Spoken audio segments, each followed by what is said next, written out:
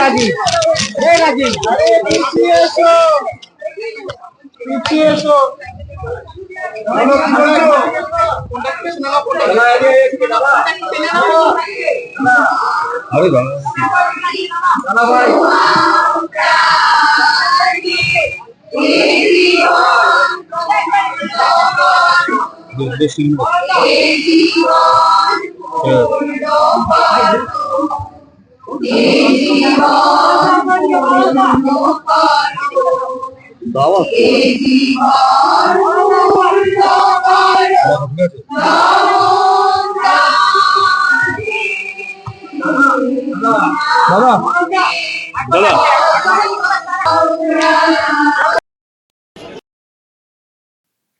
কোনোদিন মনে হচ্ছে মোমবাতি জ্বালাননি, যা দেখলাম দর্শক। আর যেভাবে বিষয়টা হলো, এটা কি দেখে মনে হচ্ছে যে উনি আরজিকর কাণ্ডের ব্যাপারে এসছেন? যেন মনে হচ্ছে যে জন্মদিন পালন করতে এসছেন, মনে হলো না দর্শক? এবং যখন উনি এমনিতে তো মোমবাতি তো জ্বালাতে পারছিলেন না, এবং শেষ পর্যন্ত তো জানি না কতক্ষণ জ্বললো, মনে তো হলো যে নিভে যাচ্ছে। মেয়েও তাই অনেক কষ্ট করে জ্বালাচ্ছিলেন। তো মেয়ের কথা বাদ দিচ্ছি, সৌরভ গাঙ্গুলি প্রোগ্রাম শেষে এমনিতে হাসি মুখে ঢুকলেন, আবার যখন উঠে যাচ্ছেন কেউ ডাকছিলেন এদিক থেকে, জ্বললো অনেক কষ্টে আর কি, হাসি মুখে মানে বেরিয়ে যাচ্ছেন। তো এটা কি মনে হচ্ছে যে আরজিকর কাণ্ডে সত্যিই খুব শোক পেয়েছেন এবং প্রতিবাদ করার একটা তাগিদ ফিল করেছেন, সেই জন্য এসছেন? মনে হলো নাকি ওই ক্যামেরা এসছে একটা শো বিজনেস, ওনার ওয়াইফের সংস্থা মনে হচ্ছে, ওই নাচের যে সংস্থা রয়েছে তার সব ছাত্রীরা রয়েছেন সেখানে, হয়তো একটা আয়োজন, আর উনি ওখানে এসছেন যেন সেলিব্রেট করতে এসছেন। মানে এটা হচ্ছে মানে প্রতিবাদী জায়গা থেকে অনেকে করছেন, প্রতিবাদী জায়গা থেকে মৌন প্রোগ্রাম, মৌন মিছিল, মৌন কর্মসূচি, মোমবাতি জ্বালানো। তো যেন মনে হচ্ছে ওনারা কোনো অনুষ্ঠানে এসছেন, আমার দর্শক দেখে কোথাও মনে হচ্ছে, এবং হাসি মুখে আসা, হাসি মুখে বেরোনো, যেন মনে হচ্ছে জন্মদিন পালন করতে এসছেন। তো যাই হোক, অনেকদিন পরে হলেও সৌরভ গাঙ্গুলি এইরকম একটা প্রোগ্রামে এলেন। সে যে ভাবনা থেকে আসুন না কেন এসছেন। কবে 9 তারিখ, আজকে কত তারিখ, মানে এতগুলো দিন চলে যাওয়ার পরে, প্রায় 13 দিন পরে উনি ফিল করেছেন যে প্রতিবাদ করা উচিত, মোমবাতি জ্বালানো উচিত, সেই জন্য এসছেন।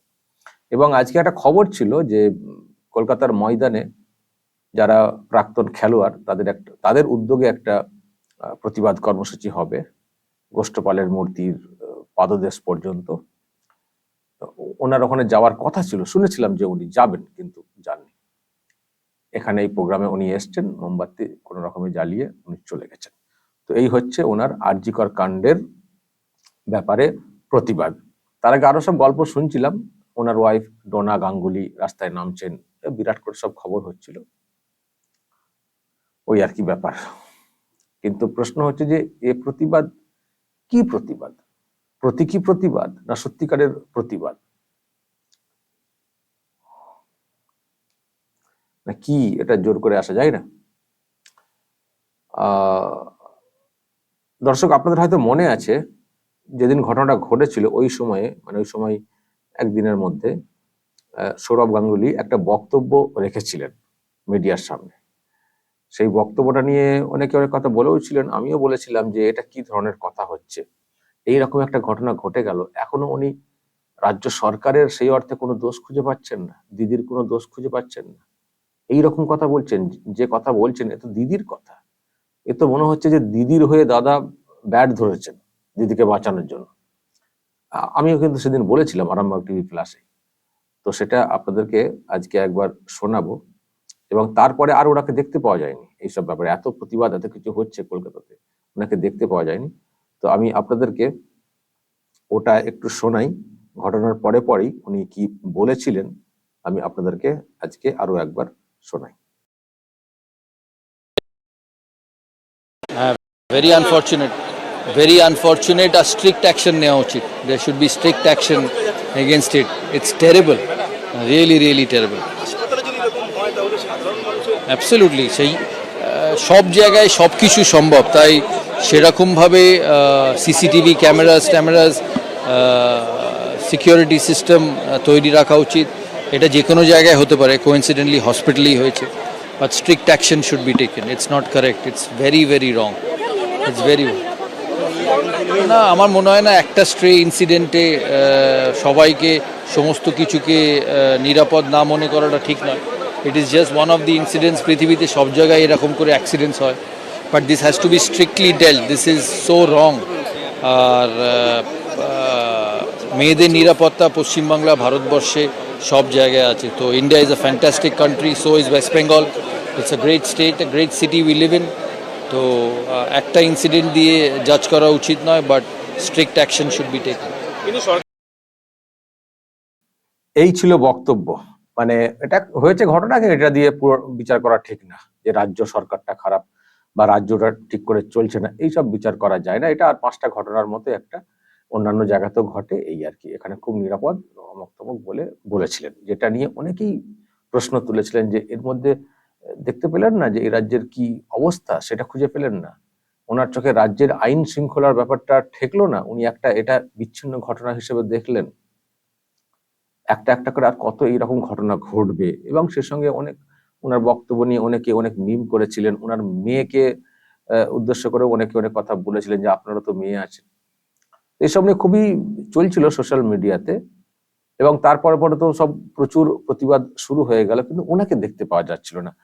তো যেহেতু উনি নামেননি, ওই বক্তব্য দিয়েই খালাস হয়ে গেছেন। তো সেই জন্য অনেক মানুষ অনেক কথা বলছিলেন সোশ্যাল মিডিয়াতে যে কোথায় গেলেন দাদা, কোথায় গেলেন দাদা। তারপর দেখি দাদার এই খবর, উনি মোমবাতি জ্বালতে এসছেন। আজকে নামার কথা ছিল, ওখানে যাননি, কিন্তু এখানে মোমবাতি জ্বালতে এসছেন। আর ওই ওনার ওয়াইফ হচ্ছিলেন, এই ব্যাপার আর কি। ওনাদের এই 13 দিন পরে পারিবারিক প্রতিবাদ কর্মসূচি বলা যায় সেটা হয়েছে। তো সেটা নিয়েও এখন বিতর্ক তৈরি হয়েছে যে এমন ভাবে মোমবাতি জ্বালিয়েছেন যারা মনে হচ্ছে যে উনি এই আরজিকর কাণ্ডে শোক প্রকাশ বা প্রতিবাদের জায়গা থেকে জ্বালাননি, যেন মনে হয়েছে কোনো অনুষ্ঠান বাড়িতে এসছেন, যেন জন্মদিন পালন করতে এসছেন। এমনই ওনার বডি ল্যাঙ্গুয়েজ ছিল। দর্শক বলবেন আপনাদের যা বলার, যা দেখেছেন, যা দেখলেন। যদি কিছু বলার থাকে অবশ্যই বলবেন কমেন্ট বক্সে। নজর রাখবেন আরামবাগ টিভি প্লাস।